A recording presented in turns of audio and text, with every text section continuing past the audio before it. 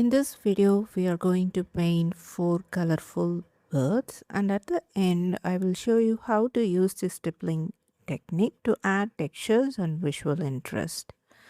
First, here is the sketch you need for this painting, and I start with first bird using Indian yellow. I don't know why, but I have been reaching for Indian yellow a lot lately. I think I'm in love with this color.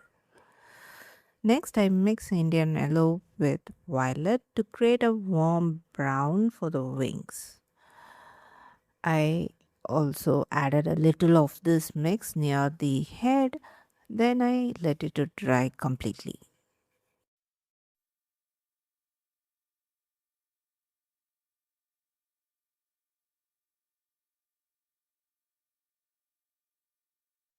For the second bird, I started with wet on wet wash. This time I'm using Payne's Gray.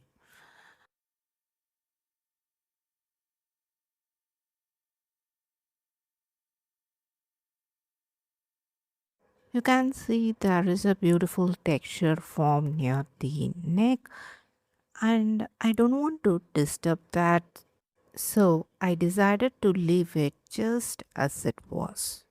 Then I mixed wood and green with little Payne's Gray for the wings and added a light value of Payne's Gray to the tummy of the bird. For the third bird, I use a light value of ultramarine to paint the head and near the neck, and next, using a darker value of ultramarine, I paint its wings.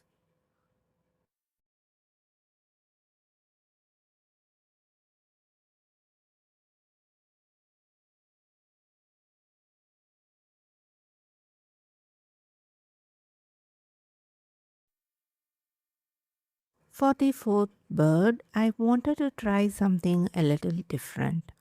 I first painted the background using a light mix of lemon yellow and ultramarine. While it was still wet, I painted the bird using the mix of Indian yellow and magenta. I was hoping the colors would blend together and create a beautiful effect, but the paper already dried, so it didn't happen this time.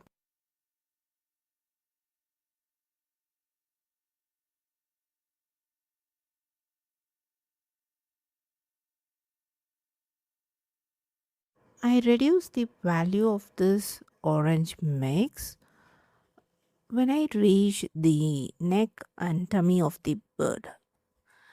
Then I used Payne's Gray to paint its wings.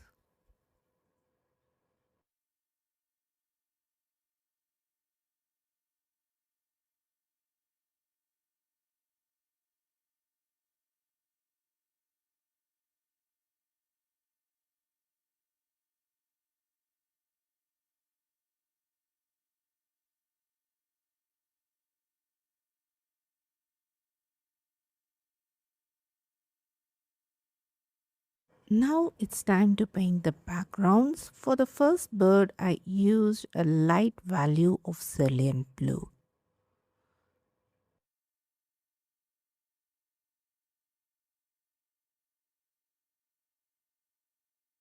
For the second bird, I used the mix of Indian yellow with magenta, which is an orange shade.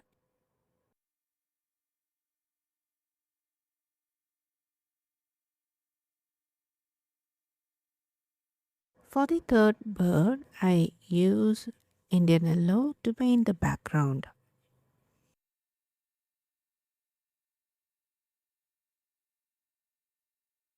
After painting all the backgrounds, I allow the paper to dry completely.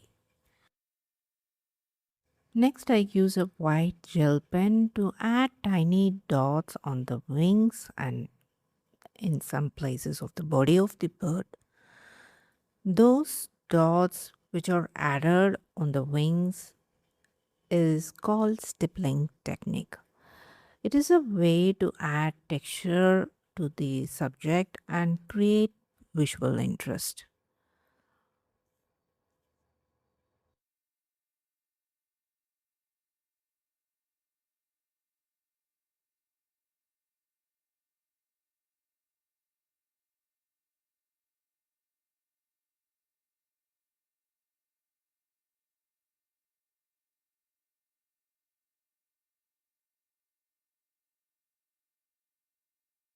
Next, I paint the beaks using Payne's Gray. On the first bird, I tried using lighter value on the upper beak and a darker value on the lower part, but it turned out a little darker than I expected, so I left that as it is and I painted the beak of the second bird using the same Payne's Gray.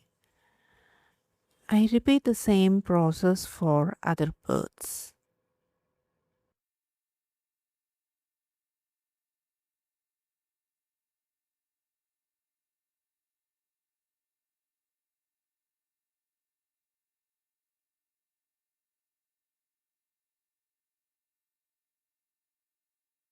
I hope you enjoyed watching this video. See you in my next video. Until then, take care and bye bye from Prema.